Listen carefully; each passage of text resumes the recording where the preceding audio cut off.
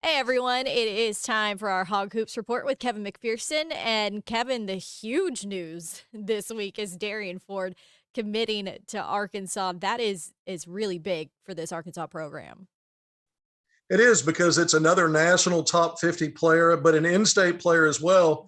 We saw the success Arkansas had with Eric Musselman recruiting that nationally ranked top five, according to ESPN anyway, 2020 class, all in-state kids. They already had Joseph Pinion of the 2022 class, a four-star committed back in October. But to get Darian Ford now, top 50, like I said, 6'4" combo guard out of Magnolia, two-time 4A state champion, Gatorade Arkansas Boys High School Player of the Year as a junior this past season. And, he was invited to the prestigious Pangos All American Camp, made one of the All Star games there, over 100 kids attending that. So he's got quite a resume. Yeah.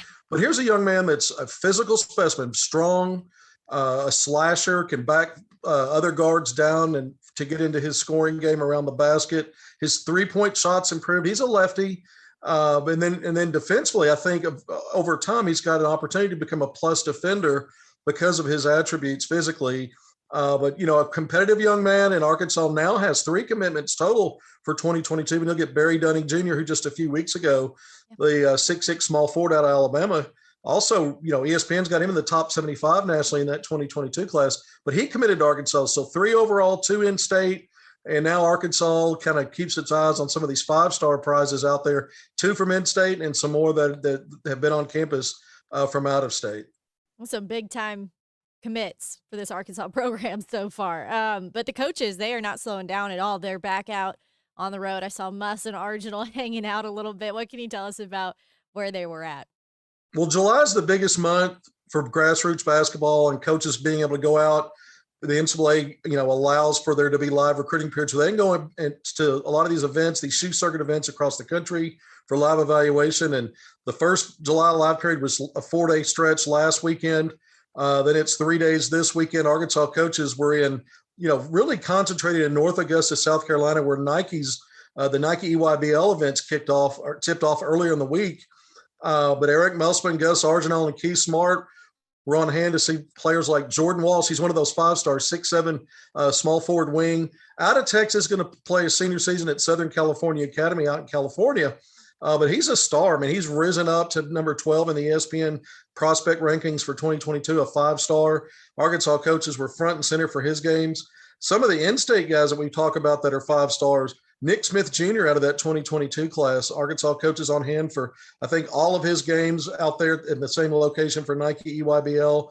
Bryson Warren, class of 2023, national top 25 star out of Little Rock. Arkansas coaches make it regularly to his games. And then Khalil Ware, the 7-footer out of North Little Rock, another 5-star, another top 20 guy, playing in Texas this weekend. But Arkansas assistant coach Clay Moser has been on hand through the weekend to see him play. So Arkansas, again, they're looking at a lot of other prospects, but these are some of the players they focused on. Barry Dunning Jr., we just talked about, also at the Nike event. Arkansas coaches also courtside to see him play.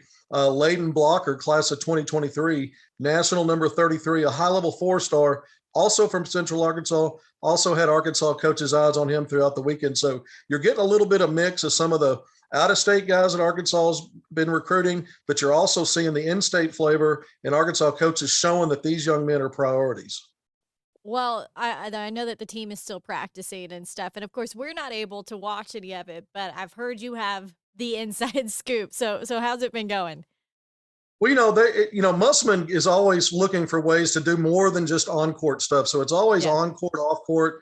The on-court stuff this week, they really focused a lot on some creative drills. We've heard in the past about Musselman using bricks or towels in drills, goggles. Those are the 3 things, not necessarily in that order, that they worked on this week. Creative drill work, to really emphasize aspects of what he's trying to teach. Sometimes you can, exaggerate a drill to get your point across. And when you're using bricks and towels and goggles, my guess is obviously you're not going to see those things on the court during a real game, but they're good props for what he's trying to get across. And then they also worked a lot on, this is a little more serious, They worked on their rotations and pick and roll defenses. And, this is a game now where it's always about creating mismatches, and a lot of teams employing, including Arkansas, pick and roll and pick and pop offense. Keith Smart, the new assistant coach, who's got a ton of NBA experience as a head coach and assistant coach, actually employed and taught the team this past week one of his rotation defenses out of pick and roll. And so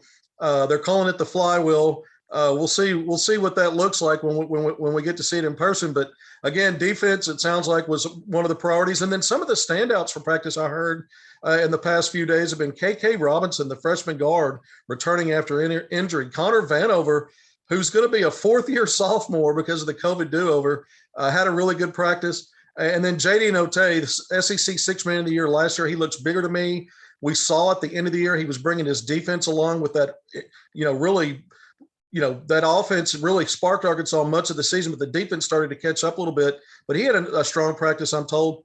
The team also went through its annual mile run testing, and, a handful or so of the players passed their tests. Arkansas will continue to work on that. But a lot of stuff going on at practice last week for Arkansas Razorbacks basketball, both on and off the court. Some great information right there. And Kevin, let's talk a little bit about Pro Hawks, because we've got Bobby Portis playing with the Milwaukee Bucks. They're doing pretty well in the NBA Finals. And then we've got Moses Moody also just getting ready for the draft. Yeah, it's an interesting scenario for Bobby Portis. 6 year in the NBA, kind of been an under-the-radar guy. But, you go back to his Arkansas days. He was the SEC Player of the Year, the same season that Kentucky went all the way undefeated, all the way to the NCAA tournament Elite Eight. Arkansas finished second in the league that year, but he was SEC Player of the Year. He was a second-team All-American, first-round draft pick by the Chicago Bulls. 4 teams later, he's now in the NBA Finals with the Milwaukee Bucks. And look, I thought it was a crime that he wasn't one of the finalists for the NBA Sixth Man of the Year during the regular season. Over 11 points, over 7 rebounds per game, the only non-starter to average at least 10 and 7 per game, and his efficiency, 3rd overall in the league in three-point shooting, over 50% overall field goals, which was top among the top shooters in the league. And then you look at his efficiency, top 40 in the NBA during the regular season. In the playoffs, in the first round against Miami, in the Eastern Conference Finals against Atlanta, he put up really solid numbers. Kind of struggled a little bit in the Brooklyn series and was relegated to the bench for the last 3 games of that series prior to the Atlanta Eastern Conference Finals. But now in the NBA Finals, the first 2 games, the Bucks started out 0-2. Portis's minutes and impact were kind of low. He's been given more minutes since then. The Bucks have won 3 games in a row, including last night by 4 in a classic battle. But his offense has really stepped up. 11 points 2 games ago, and then 9 points last night, and helped Milwaukee overcome a 16-point deficit and win by 4. So Bobby Portis is 1 win away. I mean, the Bucks are going to host the Suns for Game 6 on Tuesday in Milwaukee. Portis has already become a folk hero in Milwaukee, kind of similar to what Sidney Moncrief was years and years ago, the Hall of Famer. But it's interesting to see Portis not only be a fan favorite, but have a huge impact on the success. So kudos to Bobby Portis. We'll see if he can get that NBA ring. It'll be the first time a Razorback's done that, I believe, since Corliss Williamson helped the Detroit Pistons beat the Lakers in 5 games in 2004. Wow. And also, I mean, that would just be so awesome to see if he could pull that off. Of course, we're all Milwaukee Bucks fans now. But what about Moses Moody? What have you heard about him and how he's getting ready for the draft? Well, the draft is July 29th, so it's right, it's just around the corner. And Moody, he went to the NBA draft combine. His measurables were really, really good, among the best at the combine. He's had pre-draft workouts, individual workouts with teams. When you go down the list, it was the Indiana Pacers, Orlando Magic, Memphis Grizzlies, Golden State Warriors, and Sacramento Kings so far. I think he's got a couple more coming up. And then he's also had a pro draft day with his agent, Clutch Sports Group. That was televised on ESPN, and he did a really good job. Eric Musselman came in and talked about him as a pro prospect. But all indications are he's probably going to be in the mid to late lottery, potentially in the late teens in the first round. But he was just invited, and we reported this a couple of days ago, to the green room at the NBA draft at the Barclays Center in Brooklyn, New York. So on July 29th, only 15 invitations going out so far. Typically that means, now we've seen some outliers, but typically that means that the homework's been done. Yeah. He's been invited to be there in person for interviews. It looks like he's going to be one of the top players in the draft, like all the projections say he is.